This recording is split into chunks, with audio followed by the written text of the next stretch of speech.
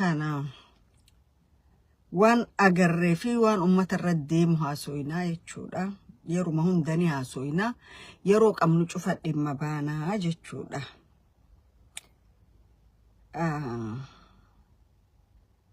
درامي ورّجنا ما قلقلا نببه توكو جرا ورّما كارتا يونسكو قد أتي خونيس كينيا جو الدمات سني فينتكو وانيج أفان سومار سنتين دي بخورمو تأوه الرسول الله هاي أما جار كينا هدا ولا لسكو تقانينو في عنتين شار هدا سكو تقانين لابد بو نون نقضاناga maadaamaan oroma aan nahay dadka kala dhib lama yihi ano goor kasta shacab nabad ku dadaalaan nahay nabadiina wadaadad badiya af dheeraado oroma aflagaadeeyaan arki jiray oo badiya uu mid ka mid yahay Sheikh Jabuuti oroma dambood aflagaadeysiin ma jirto waayo mar waxa dhahdin oromo diimale oromo waxa male idinkoo xeer cayn kana samaystay adduunka isku sharaxay oromo diimale ma oran kartiin oromo waa dad diin le iimaan le weeye gabar bari dhahday wixii laga xishoon jiray nacas ku xaragoode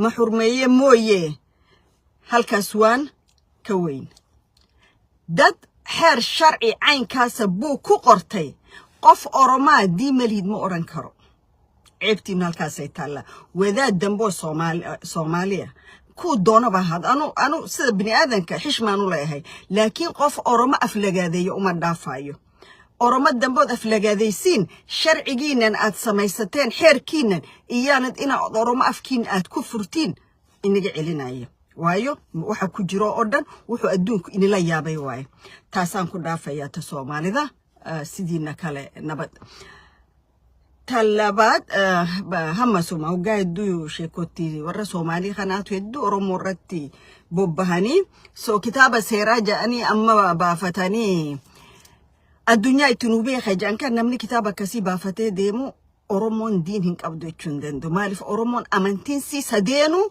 وان إسان كتابة ساني خيسا بريفتان سان دورات أبتي قتي تيف قري المنامان دقين قري نما دقي يقو تيفيفو تجراني قري بنين ساقاران دقيني يجو بربادة ولتانيا تنش استيتشي أمارنيا تنشو أنا كان كالا درقاتنا يادر ريدوا كنتيبات بالسوية سمونو يهون نغرية تناقرنا إني أورمو وكيا يدل مزامك أمتو إني تو ما نو أورمو وكيا له مجمرة ما نو سوم مانديت يسطه سنت إندانت عينت أساسا بيالو إثيوبيا بلو أفر يبلم بوز أورمو تشالو سلازي أورمو يعني في اللاغوت فصم على لهم أورمو سلاني تناغرم على لهم اوكي أورمو يالو مريتي لبادا إندات شط إيه بيشانو أورمو بيتهم باتون منم لأورمو متأكمو نجار يلم إثيوبيا سنتنا وكانت بفيت إثيوبيا بلو أفر يبلانا بجمد يتاسرنا بمرز يتجدله سلازي هي لأورمو أدس نجار يدلم لما نتفلقينه عند دمو يالكو مانم كهج بلاينو إني كهج بلاي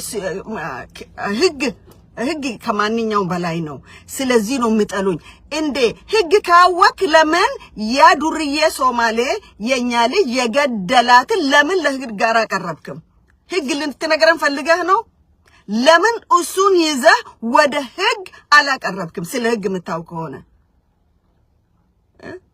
سلازي بوزو من ناقر تنش انتني أدرقهالنا anyway you are good for nothing you are good for nothing أون إني أورموني مانم كأورمنتي أيوسد مانم انتنا أدرقم أورمو بتيهون باتيهون أورمو هونو كسنت أورمو ناتشون أيدلم أورمو بيقانو متراشنوت أورمو ناتشو أيدلم اندي بيقانو أورمو مريت متشاتوت من أدس نقر الله أوكي سلازي لك أورمو معمل كاچاس قبتو إيه أدرقلين يالس مس بتأم شيمنو أورمو يالو يا أورمو مريت إندات شت أوكي عندنا إيشي بزي بكل مالس أنت لإثيوبيا تقرقارينا إننا يا أنت يا إثيوبيا human right activistنا أنت إثيوبيا أبقانا كانت جاي مساروتس يا أورمو يا سومالي أبقوتشنا ليلوش يا أورمو مريت زرفونا يا أورمو سو سيجلوت لمن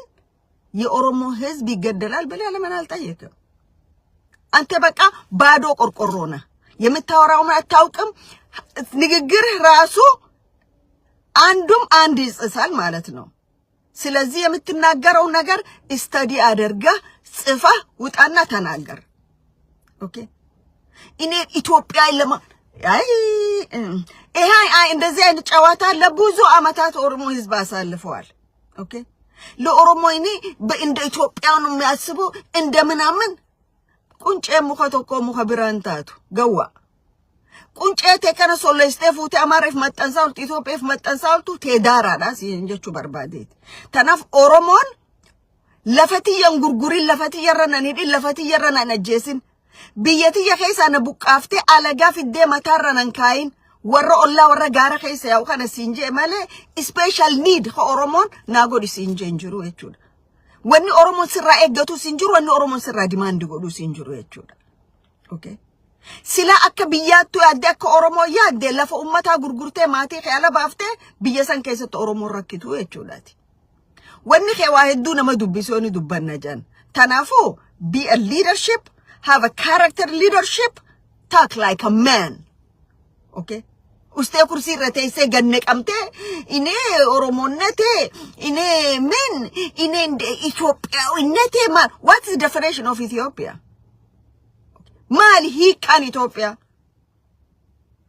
warakana kana kuno khabul chitota mali godeni oromo andara godu jirani echola kharabirati kharumawan waligal oromotin debe umman oromo yaro amma bakaddadati buka ajira Oromia baha ona gola odati ummanni bishan dhabe buka ajira dirqamni mootumma tokko maali ummanni ati bulchitu gafa bishan dhabu gafa nyaata qabu mootumma dha provide goduf sanif mootumma teeta ayechuda okay ummanni naannawasa gadhiisee deeme amma durattis ummata keenya nyaata fi beelan agabsitani hogga ummanni naannawa sangadhiisee deeme sababa rafidanii qubsiftanii jechuudha kun hujii opinion ittiin beekamte itti rikardi cabsite jechuudha kanaaf ummanni oromoodha ummata oromiyaa bahaa gola odaa keessatti bishaan dhabaaf naannawatti dhalatanirraa buqqa'uu jiru kan ignoring godina we don't know eessa keessaan geessa we don't know eessa keessaan dhaqanii jechuudha karaa biraa mas oromoo bahaa kanatti adeemu aanaa qarsaatti ummanni aanaa qarsaa keessatti mana irra diigu jirtan kun warra kalee abdii ileedha wajjin lafa sanirraa buqqaaftanii as fiddan jechuudha arroho jireenya isaan jiraatan keessatti mana isaan asiifichi walif fidan keessa irra diidanii buqqaaftanii eessa geessuuf deemtan tanaafin ayyaroo hunda opidion biliichaan yoo dhiixanii sin qulqullooytu maaliif chipsuma kalee wayyaaneen keessa saniitu keessa jira chipsiin samaari oromoo buqqaasuu itti dhufammaas oromoo beeleessuu itti dhufa oromoo ajjeesuu itti dhufa oromoo balleessuu Oromia gurguru kanuma software jarri kaisan kaisan baane jechuudha tanaaf ummanni keenya jara kana jala safar godhaa jiran ummanni oromo yoom caala takka akka bara kana sablateen beeku takka akka bara kanaatti istiqaateen beeku for last 7-8 years guyyaarraa oromoon 10-15 hin dhumne hin jiru jechuudha silent genocide waan garaa nama nyaatu waan nama mararu jechuudha akka gartee bulchitoota ana yo sadarkaa addaatti maatiin keeysan taraa afur shanyaatee nagaan jiraatee bobbee galee baroom ummanni oromo ballaanis akkasi jiraachuu barbaada garuu isin jireenya ummata akka ummanni kun deebi'ee mataa olin qabanne godhuuf kana gootanii miti hin dandeemu moo godhuun hin dandeemu because when in them sabni tokko gaafa miidhaan irra huttee irra heddumaatti waan godhu fala barbaaddataa jechuudha kanaaf warri opidio naannawa qarsaati naannawa gola odaati irratti yakki isin oromoo irratti hojjechaa jirtan borullee itti gaafatama jalaa isin hin baasu okay dargaggoota xixiqqaa miidiyaa irra bahee xanxala siyaasaa kannu falaqaynta siyaasada mootummaan kun ni dabraa beekaa mootummaan biraatis ni dhufa nama arrabsuun nama xiqqeessuun yeroodhaaf garaa isin guuta yeroodhaaf waan kiishaa isinii kan garuu haga dhumaa isin tarkaanfachiisuu hin danda'u. Mootummaa kanatti balaa ka ta'u jiru mootummaa abbaa fedhatti warra isaan faarsan kanaa jechuudha. Warra biraa mootummaa kana biratti if jaalachiisuuf warra biraa arrabsu, warra biraa xiqqeessu, warra biraa character assassination godhu. Kun warrummaan isin ergate kunu isin madaalaa deemaa jechuudha. Hagam takka akka sammuun teessan furrii taate jechuudha. Arra silaa dargaggeessi fakkii taheeti garaagarummaa Oromoo keessa jiru dhiphisee kanaanis waajee waltajjii marii fida malee dargaggeessuma nyaata guyyaa tokkootiif garaa guyyaa tokkootiif gabbee nama halee wajji nyaachaa ture arra arrabsu kun qaaniidha. Aadaa Oromoo keessa illee jiru jechuudha. Safuudha kun sablina guddaadha. Tokko dura isi warra siyaasaati miti. Lamada namni siyaasaa tana xanxallii kannaa isiniin jiru gatii kaadireen horii isinii kannitee dhaqaa miidiyaa raala isinii mijjeeste nama tokko arrabsaa isiniin jetteef dandeettiin qaban ulaagaan qaban jettan mootummaan keessanii dandeettiin qabne absolutely hin qaban dandeettii kana ajaa'ibsiisummaas warra diina hojii hojjetu jettan warra nafxanyaadhaa wajjin TPLF hojii hojjetu jettan ka dhoqqeerraa walii isin daddaa isin uume TPLF miti maali seenaa kaleemaa irraanfannaa Oromon dhiifama godhe bira dabre garuu dabballoonni isin miidiyaarra bobbaaftanii kana yachisiisan akka isin hortee TPLF fi hortee nafxanyaa taateen beekanii. Tanaaf waan ifii kalee keessa turtan arra namaan jechuu hin yaalina qaaniidha. Isin caala khadiinoo hojii dalagee Oromoo fixeen jiru. Isin caala arrallee khadiinoo hojii dalagu hin jiru jechuudha. Oromoon tokko ka'ee sirni kun rakkoodha qaba. Sirni kun keessoon saa balaadha jee gabbaatanii warra diina kaleessaati hojii hojjechaa ture warra diina irraati eenyu ka mootummaa naannawaa Amaaraati hojjetaa Oromoo irra du'a labsee Wallagga Bahaa keessatti lubbuu Oromoo meeqa gaage. Bulchiinsa keessa kan naannawaa Oromiyaa kana miti namicha taguuga kana miti. Ka mootummaa kilili Amaaraati hojjetaa'ee Oromoo fixuu qabna je isaa miti eenyuun gabbaataniiti warra diina hojii dalagu warra nafxanyaa jala fiigu jettan isinuu nafxanyaa irraan qulqullooyine isinuun xaaramtanii. Tanaaf dargaggeessi miidiyaarra ol baatee afaan kee kiiloomeetirii meeqa Oromoo tabbantu silaa suuta jettee gaariidha jechuudha. Ati silaa fakkii ta'uutu sirra ture. Wanni ati godhuun sirra ture dargaggoota akka keetii kalakkii nuti gubboo fudhannee Oromoon arrabsinu jedhu kana wajjin hojjettee furmaanni biyya tanaa furmaanni saba kanaa maali jechuutu sirra ture. Ummanni kun karam deemuu qaba.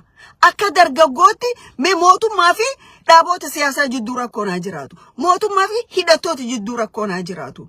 Hegeree biyya tokko dargaggeessaatu fudhatee jechuudha itti gaafatamansaa. Mee akka dargaggeessu Oromoo maal godhuu qabnaa jettanii kasilaa wal mari'attan dalaga humnatee sanirraa hongoytanii humnatee san dafka xab gootanii hojjechatanii nyaachuu dadhabuudhaaf maallaqa dhiiga ilmaan Oromootiin dhufe gibiraa fi waan adda addaa irratti kiisha isinii kan kaa'anii gabbahanii nama arrabsaa isiniin jedhanii jechuudha.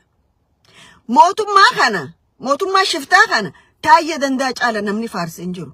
Taayyee danda'a caala namni qabsaa'ota Oromoo irra duulee hin jiru. Dhumti isaa garuu mana hidhaa taate jechuudha. Kanaaf dargaggeessi suuta ja'a. Warra diina hojii dalagu. Bar diina isaan akka meeshaa ergachaa ture haadarraa hiine isaanu mana hidhaa keessa akka gayyaafame qabsaa'onni akkas godhan beeytanii warri magabbee miidiyaarra nama arrabsu kun.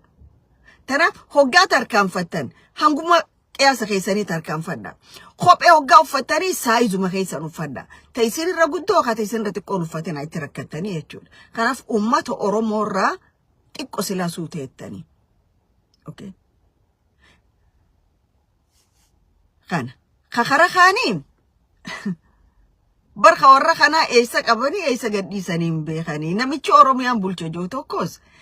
Annama akkamii Oromiyaa bulchu jiran beeku. Dhiiraa dubartoonni isaanii namummaan akkam akka Oromiyaa bulchu jiru naaf hin galu.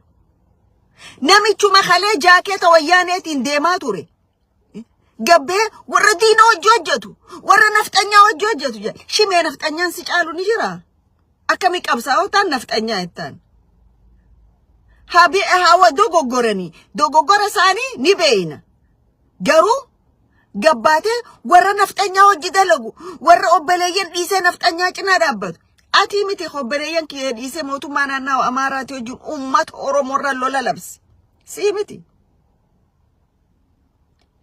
namni isin caala jara kan hojjetanii jira namni isin caala jara kana akka harree fe'atee olii gad deemuun ni jira tanaaf mee opiidiyoon seenuma kaleessa if booda deebi'a kitaaba keessan qalamni nu hin goggoyne man dura jiidhaadha san dubbisa bara 2000 bara 94 irraa ati immoo maybe 94 irraa taata mee 94 irraa deebii galmee if booda deebii ilaali wayyaane meeqaaf haada kophee hidhaa turte wayyaane meeqaaf jaaketa fe'attee deemaa turte wayyaane meeqaaf basaastee qabsaa'ota Oromoo ajjeessaa turte wayyaane meeqa jala deemtee bishaan oowwaa fi qabbana wachee adda laalaa turte akkamitti ilmaan Oromootiin diineettan kanaaf yoo sammuu qabaattan yoo mataa qabaattan yoo ummata Oromoo kana nagaasaa barbaanneettan tasgabbii Oromiyaa keessa barbaanneettan afaan nagaatiin karaa nagaatiin mari'achuun ni danda'ama jechuudha arrabsitee nama odoon ta'in mararfattee dhugatti rakkoo Oromiyaa furuun yoo keessan jiraate jaalala san yoo qabaattan Oromoon hayyuu qaba Oromoon abbootii amantaa qaba maaliif abbootii amantaati yoo feetanii doorsiftanii abbootii gadaa taatu ciibsitanii rashantanii nama isin kabajaa qabdanii fuun agarree jechuu barbaadeeti yoo garuu sammuu jijjiirrattanii wanni abbootii gadaa karrayyuu dheengadda goone ciisanu dhorke keessa keenya madaa uume mee abbootii gadaa arraafte tana waan abbootii gadaa karrayyuu goones dhiifama gaafanne madaa isaan gara dhiifne tan araarfanne ummata Oromoo manguddoota Oromoo walii yaamni Oromiyaa keessa nagee afinna kunis obboleessa keenya jettanii furmaanni siyaasaa yoo barbaadame laafaadha jechuudha garuu isin dhiiga ganna itti amalee jiraachuun barbaaddanii jechuudha amma dhiiga ganna quudhaaf isin dirree dhawaa naannawa isaati dirreen dhawaa tamaarii teettanii afaanii waan biraa jechaa lafa jala waan biraa hojjettan kun dhiiga ganna qufa akka isin deemaa jirtan garsiisaa jechuudha dhiiga malee jiraachuun dandeessa waan ta'eef sheexaana gabbartan waan ta'eef jechuudha okay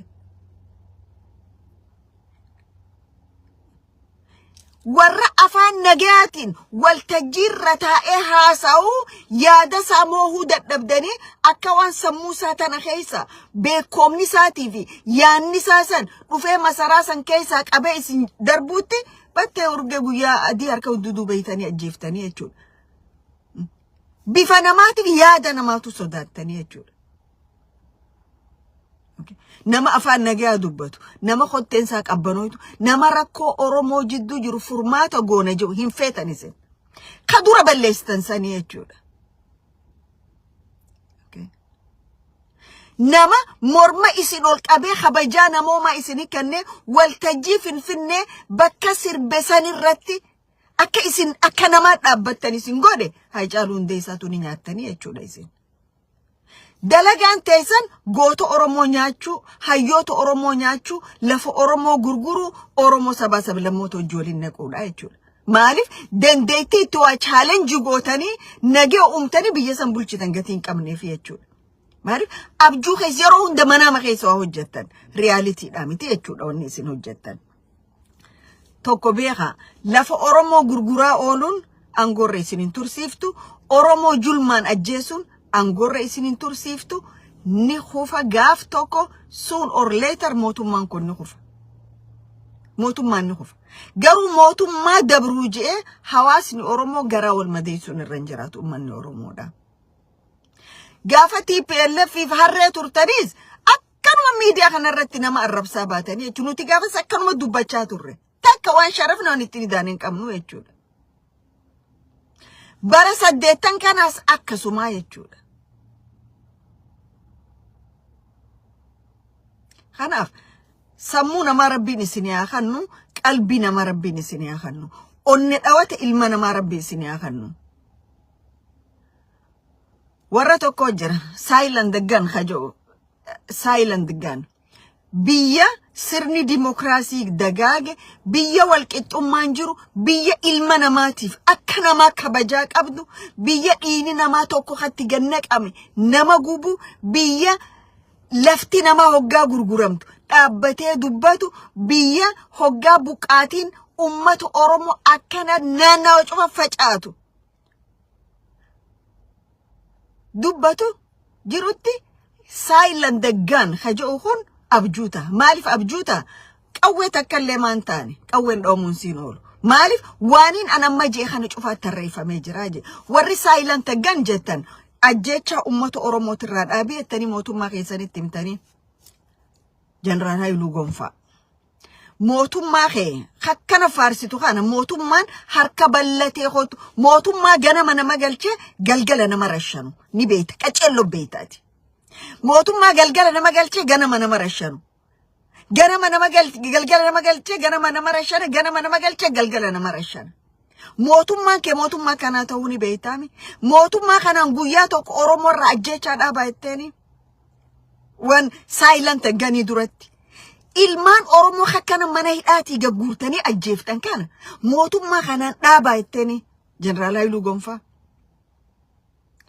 lafa oromoo tafuutanii arra oromoo irra diinee dummeessuudha baha oromiyaa akka jiru gurguraa jirtan tana Haayiluu Gonfaa lafti tun lafa oromooti boordara dabartanii dhaabaa etteeni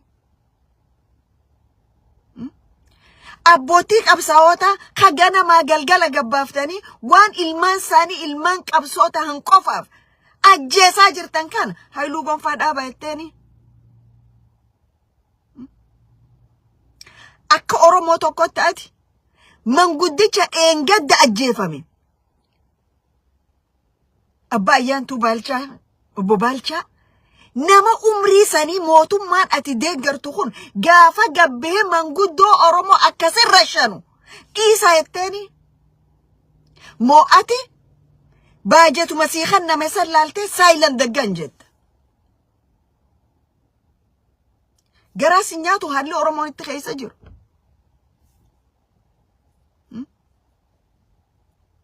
waan ganna shanan jaan kana naannawa ambootees ni beeyna wal keessa waan gootan waan naannawa buraayyuu tees ni beeyna garuu dhiiga nama gannaqamuu kana rabbiin guyyaa tokko ni dubbataaf ammoo silent ganii duratti conditionii lafa jiru kana dubbattee beeyta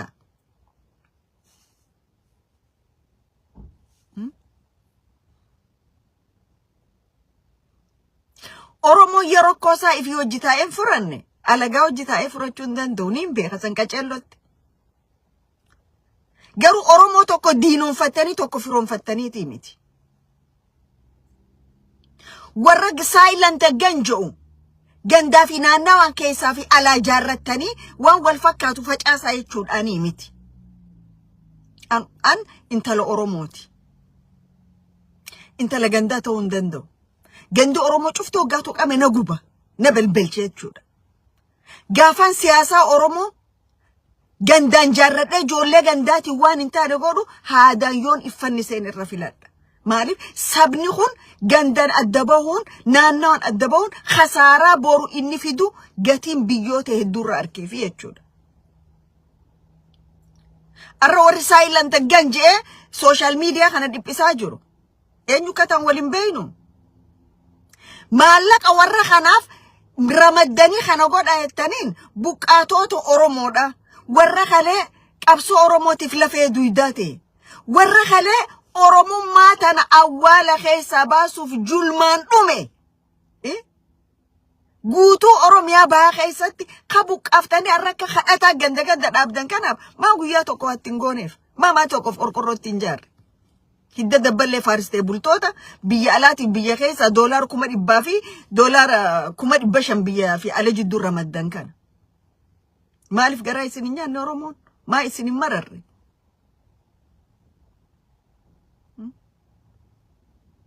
dhuga dhiiga oromummaa nu cufti walqixa qabna nu cufti dhiigaan oromoodha rakkoon qabu kun garuu hadooddi oromummaa wal caala qabna hadooddi oromummaa wal caala qabna warra kalee dhimma oromoorra waliin haasawaa turre arra sanduuqa gandaa keessa galee waan godhu jiru ni agarra. Yoo isin baasetti fufa rakkoon qabu. Yoo isin baasetti fufa. Garuu goonni Oromoo bahatee dhiha kaabatee kibba handhuura Oromiyaa ta'e tokko haala isin deemtan kana ka qabsoo godhen jiru. Ka Oromoo duydaa garaa godheessin jiru jechuudha.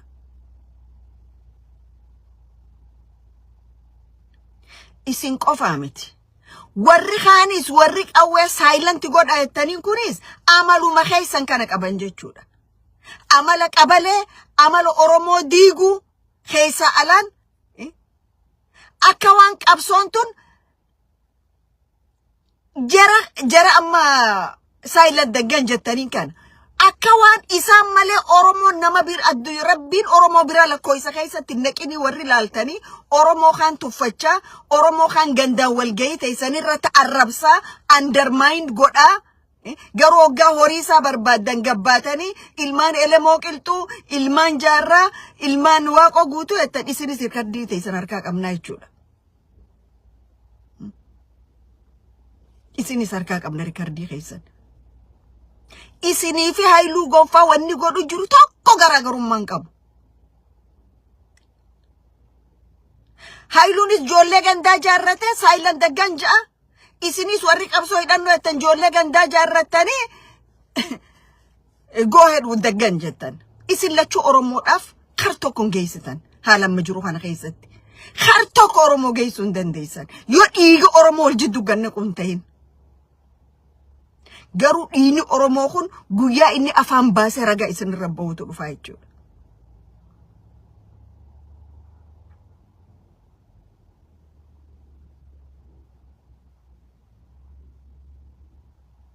Keessaafuu warri biyya alaa teessan biyya namni dalagachuu danda'u teessan akkami horiin bitamtanii kana gootan $100 faadhaan 100 dhugaa rabbiin siima quubii amal lamaati quubii amal lamaa.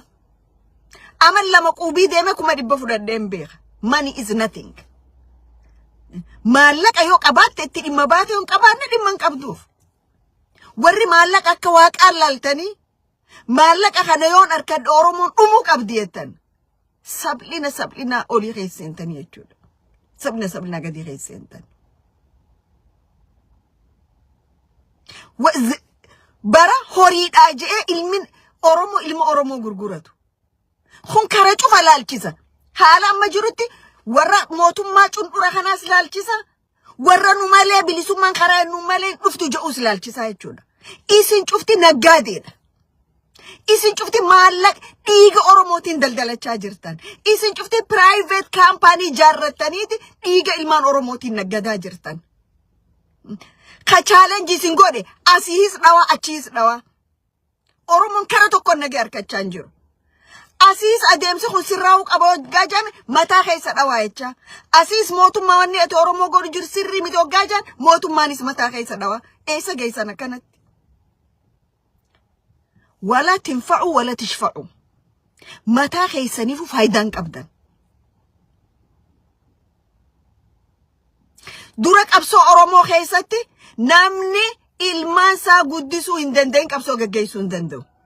Ilmaan lama sadii dhalte wal fara Kanadaati irra keessee fuudistaan bifi maallaqa mootummaa nyaachaa fakkiin aan taatu'an. Ilmaan meeqa USA keessa dhalte gannayittee ilmaan kee mootummaa irra keessee Oromoo fiin qabsaa godhaa fakkiin aan taatu. Itti gaafatama ilmaan kee guddifachuu dheessiteeti qabsoo Oromoo jala mataa qabatte jechuudha. Nama mana isaa qabeetu qabsoo Oromoo qabeenii deemuu danda'a. Namni mana isaan qabin ilmaan isaan qabatin qabsoo Oromoo naggadaaf itti seene malee saba kana galmaan ga'uuf miti. Tokko lama sadii irra dhaltaniitu wal fara Kanadaa irra keessan. Tokko lama sadii afur irra dhaltanii wal fara Ameerikaa irra keessan. Maali Donald Trumpiitu isin wajji dhalche ilmaan keessan. Moo Prime Ministerii Kanadaatiitu isin wajji dhalche. You are irresponsible person. Okay. Tanaaf qabsoo Oromoo numa sirrattiisi. Mootummaan kunis numa sirrata. Warri mootummaa kana ganamaa galgala faarsitanis Oromoo khasaaraa guddoo keessa naqaa jirtanii jechuudha. Warra useetu mana faarsaa jedhu faarsaa ooltanis Oromoo khasaaraa guddoo keessa naqaa jirtanii jechuudha. Kanaaf lafti Oromoo gurguramuu dhaabuu qabdi. Ummata Oromoo naannoo adda addaatirraa buqqaaftan kun buqqaatiin tun dhaabbachuu qabdi. Ummanni Oromoo nagaa fi tasgabbiidhaan biyya isaa keessa jiraachuu qaba. Nagaa san fiduudhaaf ammoo ummanni Oromoo cuftiirra hojjechuu qaba jechuudha. Okay. Nuti ummanni keenya nagaa arkatu, ummanni keenya tasgabbii arkatu, lafti teenya gurguramin jenna malee fedhiin dhuunfaa takka keessa qabnu hin jiru. Dalagannee jiraanna. Jireenya keenya guutuu dalagannee qarshii namaa tokko odoo nutti hin seenin mootummaarraa burcuqoo takka bishaan odoo